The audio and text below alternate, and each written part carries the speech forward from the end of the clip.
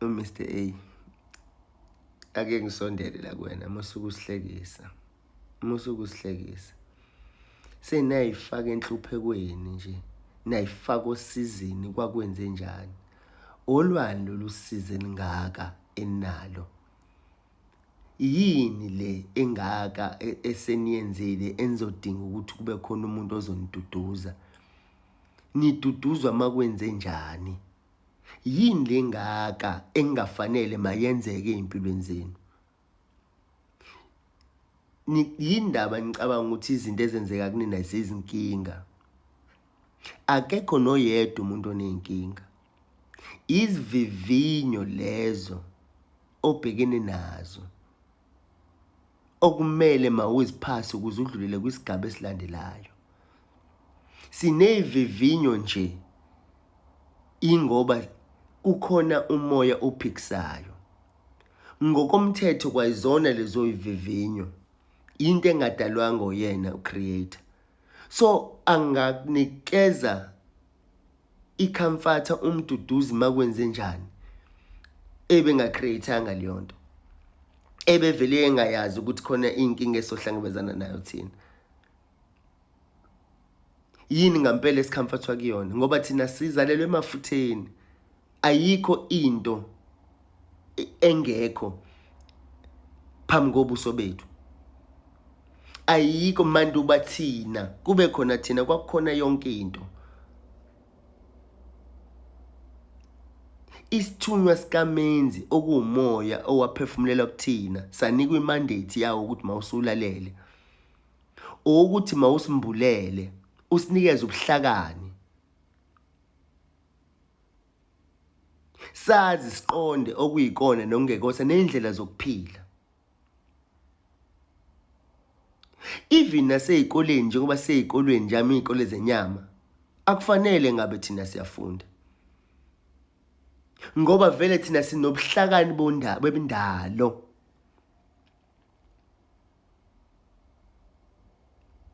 Asikho isidingo thina sokuthi siye esikoleni, kepha ngokuthi manje ingelosi lo moya lengikhuluma ngawo isithunywa sikaMenzi, izinto zomhlaba ezizenzayo ziyayicindezela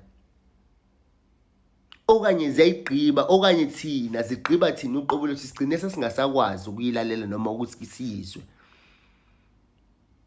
Ngokomthetho iyona le esipha ubuhlakani bokuthi sazi ukuthi sothatha lokhu sihlanganise lokhu, sithathe lokhu sihlanganise lokhu. Kuye kwenzeke uzala umntwana akhuluma izinto umntwana kwayewena ongazazi ezikuthusayo, uzuze umbuzo umntwana ukuthi lento uyithathaphi. Isithunywa sikaMenzi ingelosi yakhe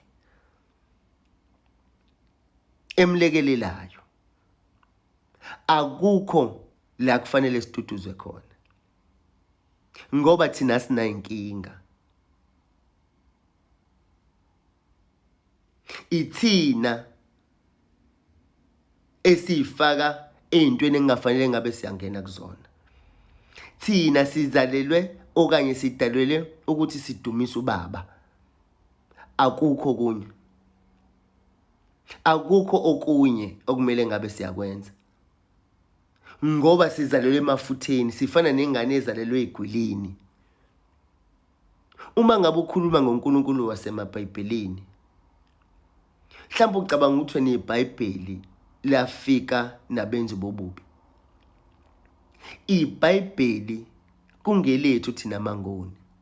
iBhayibheli labhalwa omunye wethu eholwa ngamakhosi kaMenzi, lesithunywa sikaMenzi engikhuluma ngaso. Naye simkhiphela ubuhlakani, simtshela ngendlela yokuphila. Abenzi bobubi balithatha balijika iBhayibheli balenza kwayelabo, balishintsha balenza imimoya lelaphayana emaBhayibhelini, because lento ekukhulunywa ngabo Jobe noJesu nobani amagama abenzi bobubi labo abashintsha amagama ayebhalwe omunye wethu bawenza wabo ukuze lilekelele bona kulokho ababezokwenza kuthina.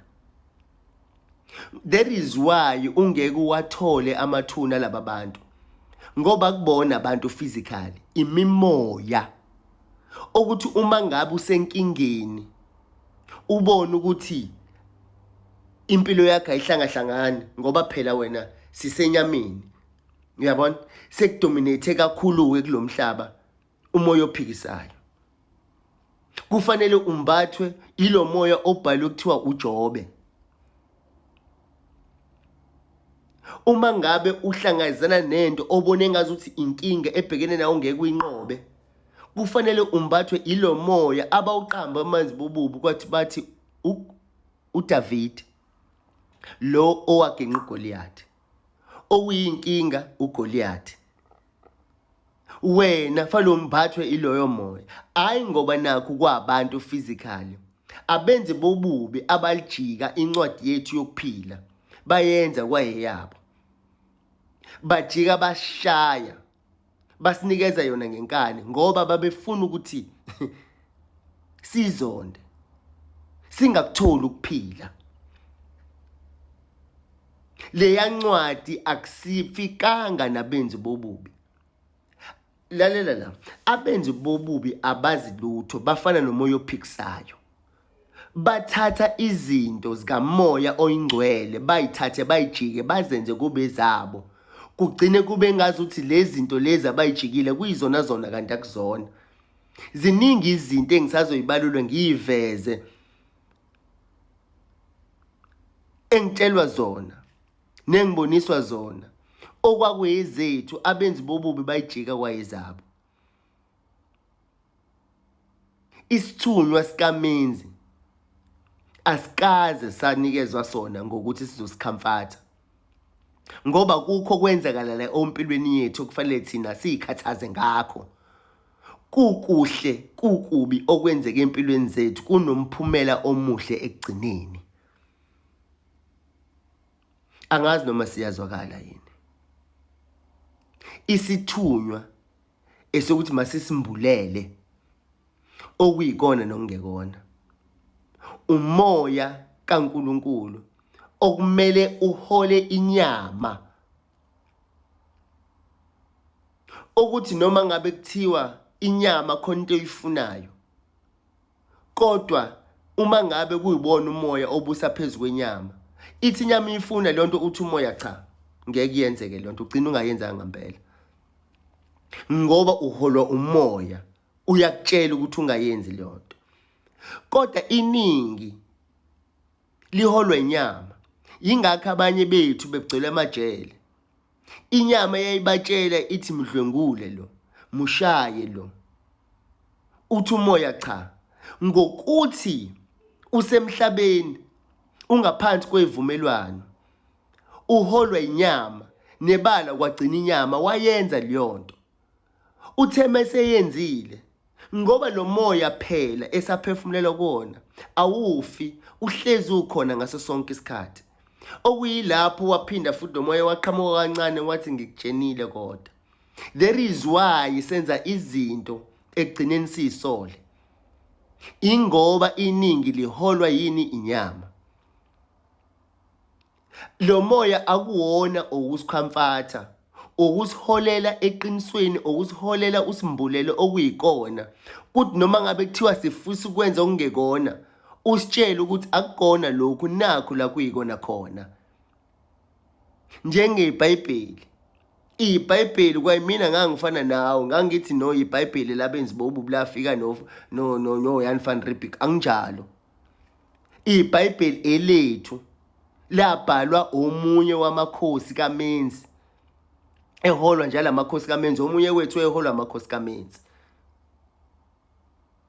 Kuningi nami engikhulumayo, ngikhuluma nje, akukhulunywa yimina, kukhulunywa yona ingelosi, isithunywa lesi esimina ngaphakathi. Singikhamfatha phi? Kuphi la ngikhamfatha khona? Ngoba mina siyambula, simbulela mina ukuthi mangidlulisele kunina umyalezo. Asithembe ukuthi sizwene. Siyabonga.